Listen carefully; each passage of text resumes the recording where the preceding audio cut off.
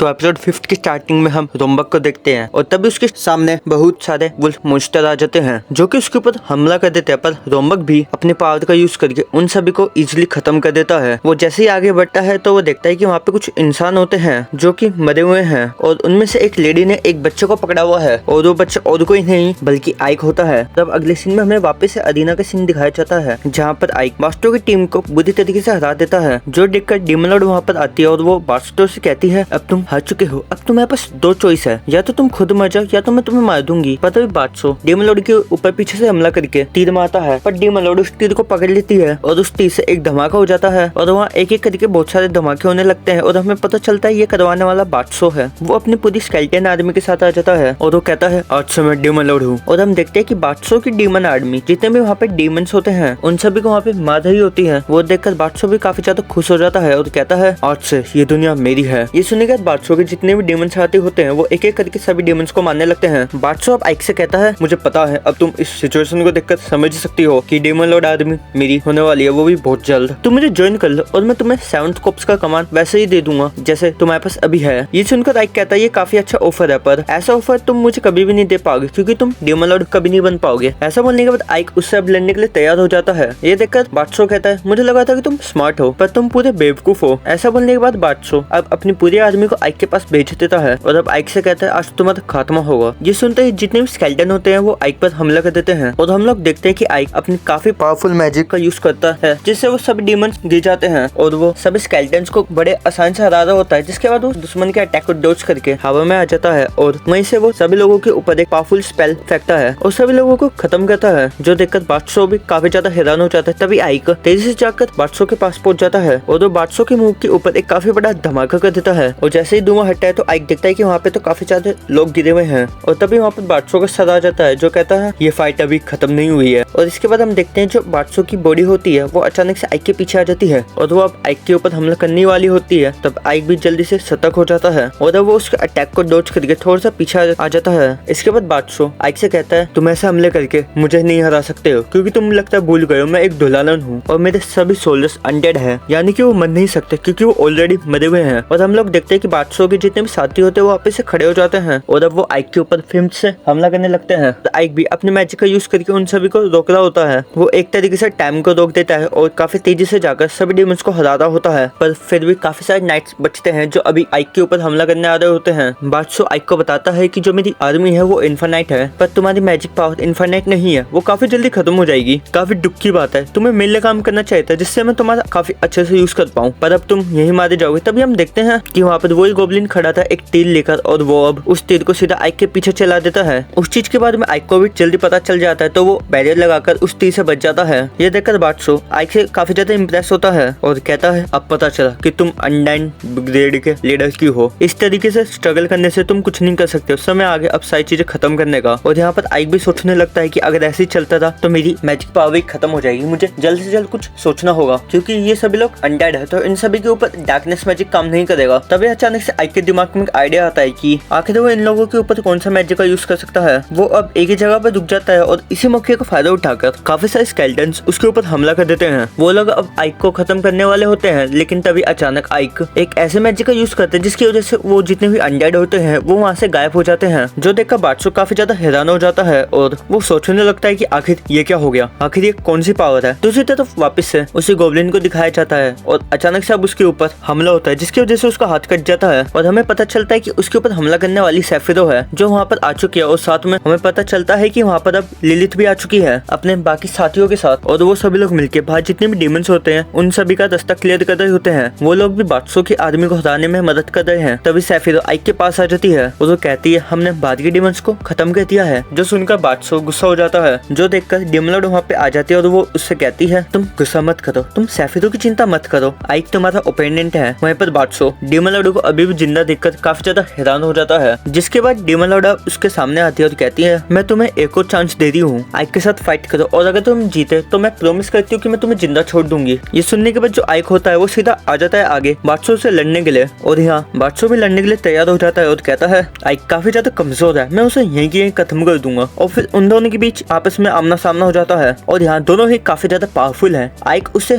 बचने के लिए एक बैरियर लगाता है, लेकिन बादशाह का हमला इतना पावरफुल होता है कि आइक का बैरियर भी टूट जाता है। बादशाह वापस से हमले करने लगता है और वो कहता है मैं तुमसे ज्यादा ताकतवर हूँ, तुम इस बैटल में मारे जाओगे। अगर तुम किसी को हिट करना चाहते हो तो तुम डेमन लॉर्ड को हिट करो। ऐसा बोलने के बाद वो वापस से आइक के ऊपर हमला करता है, लेकिन आइक तभी अपने वही हमले का यूज करता है जिससे येलो लाइट निकल रही होती है। आइक का ये जो हमला होता है वो काफी ज्यादा पावरफुल होता है। वो हमला जाकर बादशाह के हाथ पर भी लग जाता है, जिसकी वजह से वो रुक जाता है। वहीं पर सेफिरो आइक के मैजिक को देखकर कहती है मुझे पता था ये व्हाइट मैजिक है, आखिर आइक इसे कब से यूज कर पा रहा है। वो अब देखती है कि इन सारी चीजों को अब डेमन लॉर्ड भी देख रही होती है। सेफिरो अब सोचने लगती है कि डेमन लॉर्ड आखिरकार इतनी ज्यादा सप्रेस क्यों नहीं है। जिसके बाद हम देखते हैं कि बादशाह अब काफी ज्यादा गुस्से में आ जाता है और अब वो आइक के ऊपर फिर से हमला करने के लिए आगे बढ़ता है। और अब अगले सीन में हम लोगों को पास्ट का सीन दिखाया जाता है, जहाँ पर आइक जब बैठा था वहीं पर उसके दादाजी रोम्बक वहाँ पे आते हैं और उससे कहते हैं तुम यहाँ पर क्या कर रहे हो। ये सुनकर आइक कहता है मैं कुछ भी नहीं कर रहा हूँ। वो सुनकर उसके दादाजी कहते हैं चलो अच्छा ऐसी बात है तो तुम अपनी मैजिक स्टडीज को कंटिन्यू करो। जिसके बाद आइक भी लग जाता है अपनी मैजिकल प्रैक्टिस करने के लिए और अब वो यहाँ पर काफी ज्यादा अच्छा परफॉर्म भी कर रहा होता है। और अब अगले सीन में वो लोग बाहर आते हैं, जहाँ पर आइक अपने दादा से पूछता है कि क्या ऐसा कोई मैजिक है जिसका यूज करके मैं इस मुरझाए हुए फूल को वापस से खिला सकूं। तो रोम्बक कहते हैं हाँ वो चीज व्हाइट मैजिक कहलाता है। जो सुनकर आइक कहता है मुझे वो मैजिक सीखना है। रोम्बक कहता है नहीं, तुम एक डीमन होने चाहिए तो तुम एक कर्सेस को स्टडी करो ना कि व्हाइट मैजिक को, क्योंकि डीमंस के लिए व्हाइट मैजिक सीखना काफी ज्यादा इम्पॉसिबल है। ऐसा इसलिए क्योंकि व्हाइट मैजिक तुम्हारी पावर तुम्हारे दिल में से निकालता है, एक ऐसे प्योर दिल में से जो कि दूसरों की चिंता करता है। और डीमंस के अंदर इन सभी की कमी होती है, पर तुम्हारे पास एक ह्यूमन हार्ट है। और याद रखना जिन लोगों के पास व्हाइट मैजिक होता है वो डिमोनिक लोगों के लिए बहुत खतरनाक होंगे। तो अगर तुम व्हाइट मैजिक सीखते भी हो तो किसी को पता मत चलने देना कि तुम्हारे पास व्हाइट मैजिक है। और हम वापस से प्रेजेंट का सीन देखते हैं, जहाँ पर आइक बादशाह से कहता है तुम्हारा जो एम्बिशन है डेमन लॉर्ड बनना वो काफी ज्यादा बेकार है। भले ही तुम एक अंडरडॉग हो पर तुमने अपने सारे साथियों को सैक्रिफाइस कर दिया जो कि सही नहीं है। और तुम अपने सारे साथियों और अपने मास्टर को अपने एम्बिशन के लिए सैक्रिफाइस कर रहे हो। और ये बिल्कुल गलत होता है कि कोई अपने साथियों को ऊपर प्रेशर डाले या उन्हें गलत तरीके से कंट्रोल करने की कोशिश करे, तो बिल्कुल गलत होता है। इस बात को तो डेमन लॉर्ड भी सुन रही होती है। वहीं पर बादशाह आइक से कहता है आखिर तुम मेरे साथ क्या ही गलत कर लोगे, तुम काफी बकबक कर रहे हो। वो सुनकर आइक उससे कहता है तुम अपना मुंह बंद करो, तुम्हारा आज खात्मा होने वाला है। जो सुनकर बादशाह भी अब काफी ज्यादा गुस्से में आ जाता है और अब वो आइक के ऊपर हमला करता है, जिसको देखकर आइक अपने मन में कहता है ग्रैंड मास्टर मुझे माफ करना, पर अब मैं व्हाइट मैजिक यूज करने वाला हूँ। ऐसा बोलने के बाद आइक अब व्हाइट मैजिक का यूज करते हुए बादशाह के ऊपर हमला कर देता है, जिसकी वजह से हम देखते हैं कि बादशाह को अब काफी ज्यादा दर्द होने लगता है और अब वो वहाँ से खत्म हो जाता है। उसका सिर्फ आधमरी वापस बचता है। तभी वहाँ पे सेफिरो आ जाती है, जो आइक से कहती है क्या तुमने ये स्पेल अपने ग्रैंड मास्टर से सीखा है। इस पर आइक कहता है हाँ, तुमने ये सब स्टार्टिंग से देख लिया था ना कि ये होने वाला है, इसलिए तुम ड्यूल को एक्सेप्ट करने की जगह मुझे भेजा। इस बात पर सेफिरो कहती है हाँ अब तुम जीत गए हो तो इसमें कोई दिक्कत तो नहीं है ना। तभी वहाँ डेमन लॉर्ड आ जाती है कि हाँ एक दिक्कत तो है कि अब बादशाह चला गया है तो थर्ड कॉर्प्स को लीड करने वाला कोई नहीं है, तो इसलिए आइक मैं चाहती हूँ कि तुम थर्ड कॉर्प्स की जिम्मेवारी खुद संभालो, मैं तुम्हें थर्ड कॉर्प्स का कमांडर बना रही हूँ। जो सुनकर आइक भी काफी ज्यादा हैरान हो जाता है, जिसके बाद अब डेमन लॉर्ड वहाँ से चली जाती है। और अगले सीन में वहाँ पर देखते हैं कि लिलिथ और आइक के साथी वहाँ पर आ जाते हैं और अब वो लोग आइक की जीत को सेलिब्रेट कर रहे होते हैं। और अब हम अगले सीन में सेफिरो को देखते हैं, जो कि डेमन लॉर्ड से कह रही होती है कि आइक मुझे सर्व करता है और उसके कमांडर होने के तौर पर मैं होती हूँ कि आइक कहाँ जाएगा कहाँ नहीं। जो सुनकर डेमन लॉर्ड कहती है मुझे लगा था कि तुम खुश होगी पर तुम खुश नहीं हो, पर अगर ऐसा ही लॉजिक देखा जाए तो तुम मुझे सर्व करती हो और आइक तुम्हें, तो इसका मतलब आइक मुझे भी सर्व करता है। जिस पर सेफिरो कहती है पर फिर भी आइक मुझे बिलोंग करता है। जिस पर डेमन लॉर्ड कहती है कि ये जवाब तो हम आइक से ही सुनेंगे। तब आइक वहाँ पर आ जाता है और डेमन लॉर्ड से उसका आंसर पूछती है और कहती है कि क्या तुम